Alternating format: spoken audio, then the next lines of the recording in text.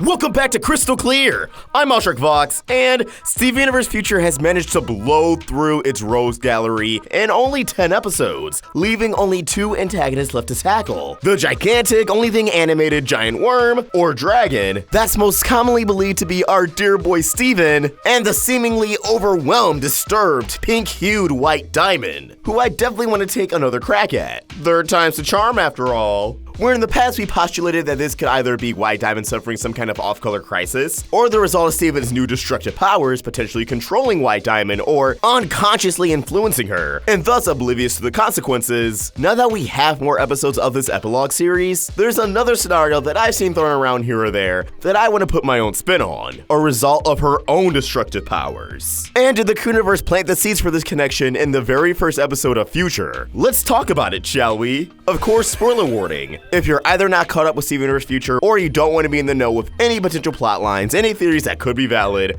click off now. With all that said, let's dive in. By the end of the original Steven Universe, we were still missing a lot of information pertaining to the diamonds. Who exactly made them? Do they have a greater purpose in the universe? How did they govern Homeworld into the state of Eras 1 and 2? But out of this great authority, none was more elusive than White Diamond herself. And it seems as if Future aims to rectify that issue. The Homeworld gem antagonists we've gotten so far have shed light on a deeper concept in the series. Bluebird Azurite showcases to the throne Homeworld idols, those who obtained love and admiration, only for it to crumble in an instant. The Homeworld Lapis Lazulis gave us insight into terraforming, giving us enough context clues to confirm why our Lapis was on Earth in the first place. Her role in the creation of the Beta Kindergarten. Jasper's, Jasper, and with her residence on Earth, it's kinda hard to still call her a Homeworld gem. But what is there to explain with White Diamond? Well, I feel like a lot of the bigger picture has to do with Pink Diamond, and a lot of White Diamond's ominous dialogue can change your mind. If there's one thing Steven Universe loves, it's taking real-world concepts and deeply ingraining them into the lore of the show, such as pearls being made up of layers of other pearls, or gemstones that possess toxic properties in the real world being used to illustrate toxic relationships as fusions. With the diamonds, everything White said about yellow and blue while they were under her control was true to real life and color theory. But this takes us to what White said about Pink Diamond. White Diamond stating that she's every color of the light, and that Pink Diamond is a part of her, the part she has to suppress. Now, I will admit, from the very moment this episode aired, a lot of fans took that literally,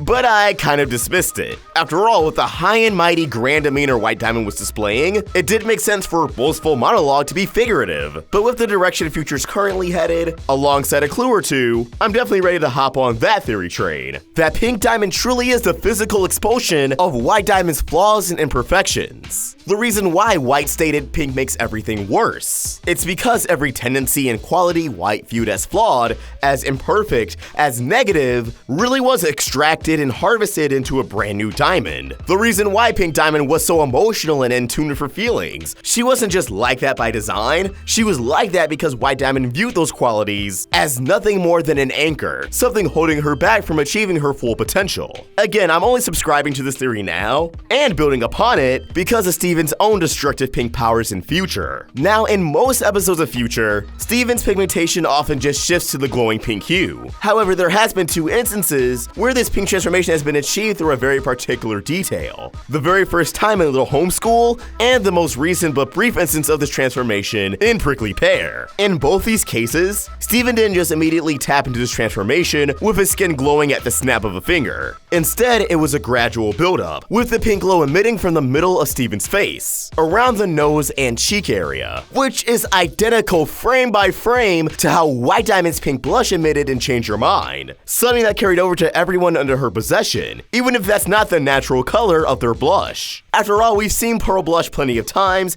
and it's always blue, but here it's pink? I don't believe this was simply blushing at all. I believe it goes much deeper. And by the way, Steven tapping into his pink transformation in Little Homeschool, it definitely wasn't a coincidence, because that moment in particular was storyboarded by Rebecca herself. as she revealed on Instagram, as if she wanted to make sure this transformation was conveyed in a certain way. White and pink diamond are obvious parallels of each other, from the cut of their gemstone to certain behavioral patterns. And now those similarities between the two are carrying over to Steven. Viewers have brought to my attention that recently, Steven has been kind of acting eerily similar to White. With future, Steven's actually finding himself in the same predicament White Diamond found herself in at the end of the original series. They both have the same purpose of wanting to make things better, but their approaches are only doing more harm than good. And Steven even said in Prickly Pear, for once he wants to know better, which lines up to something White Diamond said in Change Your Mind. I'm supposed to know better. I'm supposed to be better. I'm supposed to make everything better. These similarities completely add up, not just because Steven is kind of behaving like his mother, but because again, his mother could very well be the embodiment of everything White Diamond tried to remove from herself. And that her little blush and change her mind wasn't actually the result of embarrassment, but because Steven's clapback was such a brutal burn that it quite literally almost brought out the worst in White Diamond, saying that she thought she completely eliminated. She channeled those flaws into an entirely new being. So of course she'd be flustered if she realized, oh my god, I didn't completely eliminate all of those flaws. Which is why she relinquished her control from everybody. Again, if in her own twisted way she's trying to help everyone, she would immediately seize control in fear of those affected by her retaining those negative qualities. So if White Diamond in the future opening really is the result of repressed powers, how would they resurface? Well, I can see an argument with Steven being one route, Steven lashing out the diamonds for one reason or another. Maybe Steven comes to White Diamond concerned about these powers. Or during a visit, he mistakenly taps into this power, causing White Diamond to recognize it and shudder in fear. Perhaps White Diamond, trying to do Steven a solid, attempts to siphon these destructive powers out of his body,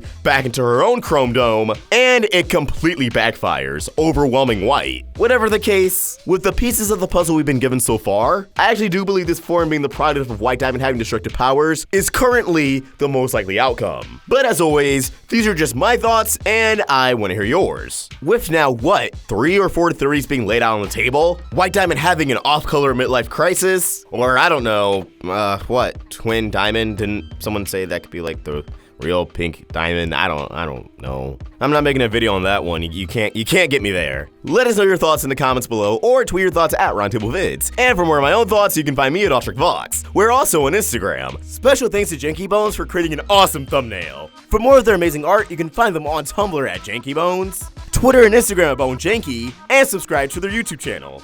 Link in the description. Help that type of girl by either becoming a member of this channel or supporting us over at Patreon. Link in the description. If you enjoyed this video, please order a like and subscribe to the Roundtable for more great cartoon content. Thank you for watching, and I hope you have an awesome day. Vox, signing out.